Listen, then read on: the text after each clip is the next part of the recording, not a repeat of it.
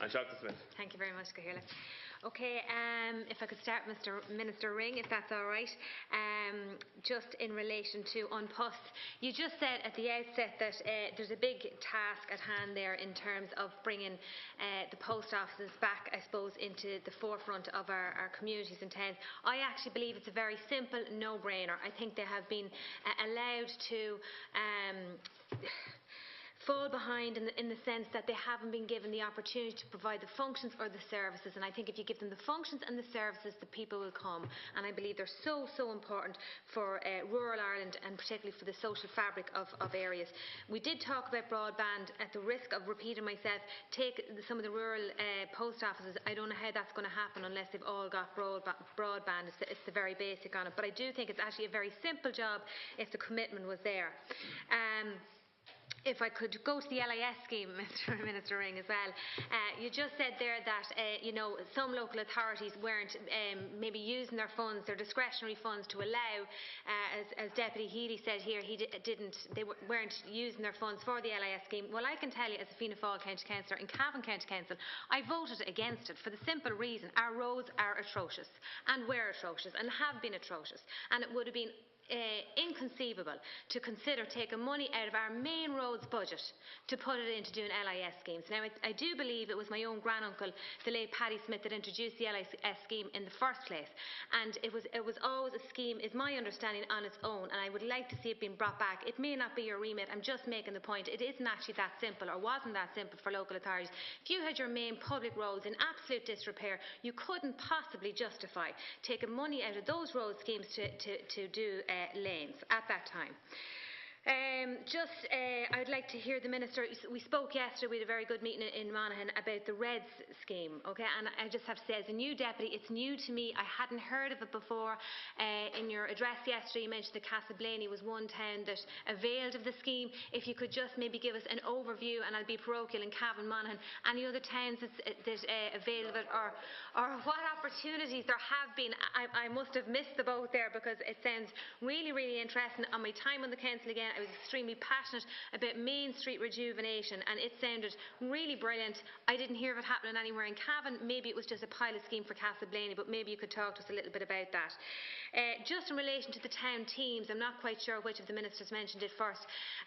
Cavan County Council held their first town team meeting there some weeks ago in Virginia, and I have to say, probably not the council's fault and not the business people's fault, as again, as somebody extremely passionate about rejuvenating our main streets and bringing back some integrity into them, I was extremely disappointed. And I was extremely disappointed because the people who are at the coalface of Main Street rejuvenation weren't there. They weren't there, and I did bring it up with the council officials afterwards. They said they were invited and they knew about it and everything else, and I just believe it was an absolute lost opportunity in Virginia specifically.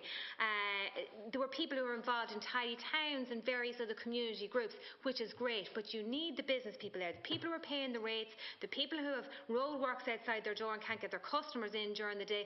Those are the people that you need there to engage with the local authorities, and I would have a real question mark unless there's a real emphasis put on getting the business people around the table in terms of town teams, that they're going to achieve anything. I do believe the one in Cavan Town did have more business people at it, but I would just like to see maybe your department, if you're going to be pushing the town teams, to see a huge emphasis on maybe those meetings have to happen during the day or something like that, but the people who matter weren't actually there, who need to be there engaging with the local authorities. And just finally, what types of projects are envisaged on the town and village rejuvenation scheme? And I'll say no more to give you all that time to answer.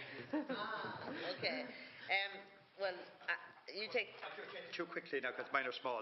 Again, in relation to the LIS scheme, the only reason that when it was raised was it was suspended, and you see, and I felt it was suspended by people that didn't have an understanding of rural Ireland, and at least I fought to get it open again, and I was delighted in the department to get it back open. I know we weren't able to put the amount of money that was required, but at least the scheme was kept open, and at least local authorities have an opportunity if they want to use the LIS scheme.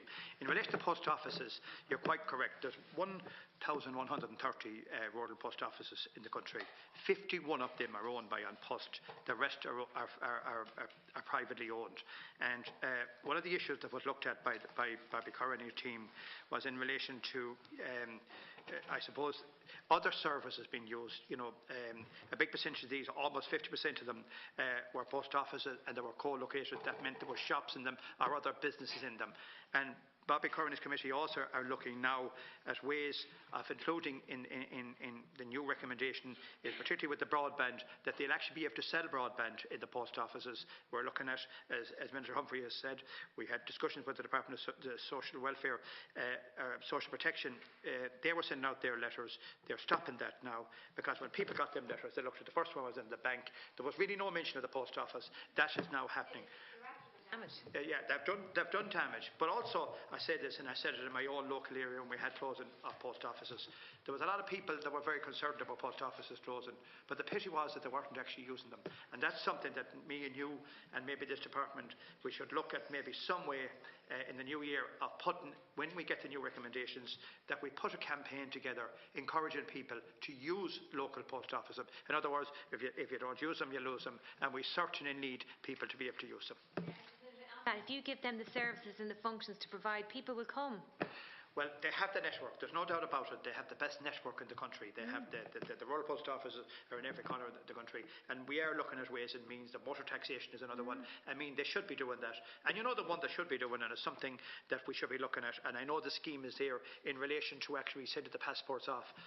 The crisis we have with the passports at the moment, I think, is something that I'll ask the department to look at. It mightn't be as simple because there's legalities in relation to that. But it's crazy that somebody from Mayo, or somebody from Monaghan, or somebody from Kerry, well, Kerry are not too bad because they can go to Cork, but down in Mayo we have to come to Dublin if there's a problem with a passport. If someone is going on a holiday tomorrow, they actually have to come to Dublin to get their passport sorted out.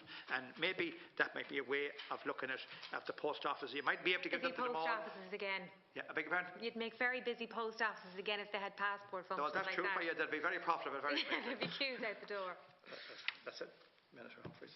Okay, just to explain the RED scheme, which it's the aim of it is to support and develop the town centre and local retail economy, given the pressures businesses were experiencing following the recession, and to develop the concept of community leadership to the town following the abolition of the town councils. So what we have here is we want to work with the local authorities, we want to work with the local chamber, and that's very important, and we need to work with the business people. And where there's a chamber, as I said before, a good chamber in a town, it makes a huge difference, and we ask them to set their priorities.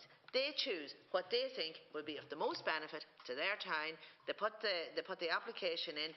Last year we allocated 2 million, and in total they could be offered 50% of the funding. So it was broken down into a number of different categories. There was 3 flagship projects and a number of different ones right across the country. But the one in Castleblaney was very successful. It was to look at how they would improve signage into the town, and also to improve the shop fronts. And it wasn't a huge amount of money to each shop owner, but it certainly improved the appearance. And they looked, I know, at another part of it was to see how they could get people together to do sort of broadband for a business park, to see how they could develop that and how that could be brought along. I was actually in Tubbercurry. I was 2 weeks ago. There was another project that was funded by REDS. It was an old empty building where a company had moved out. They acquired the building, and the local chamber played a huge role here, along with the local council, and they came together, and the local leader company as well, actually. They came together, they acquired the building. The building's full of offices for businesses that want to start up. There's hot desks there as well, so they have the high-speed broadband in there, so they can go in and use the broadband. So those are the type of projects, and I would like to see that we could try and roll out something out of that as quickly as possible, to invite local authorities to go together into their community and identify their priorities and put an application in for funding through the local authority.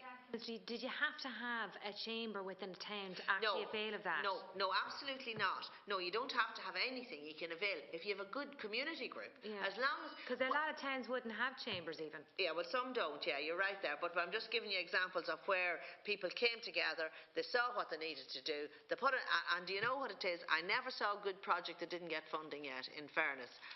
So they put the idea together, and that they made application, and we were able to support it. And I want to see that too. I want to see more of that. But again, it's about working on a collaborative basis, and I have to say I have great faith in local authorities, because they do know what's going on the ground, and I think they can work with local communities, identify the priorities, and put the application into centre. Constituency Cavan Monaghan, was Castleblaine the only town that availed of it?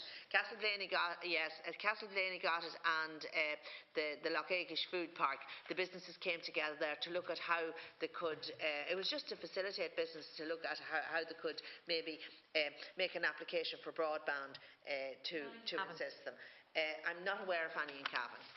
No, we'll bear the next time. No application came in. And talk to Hayden. None came in.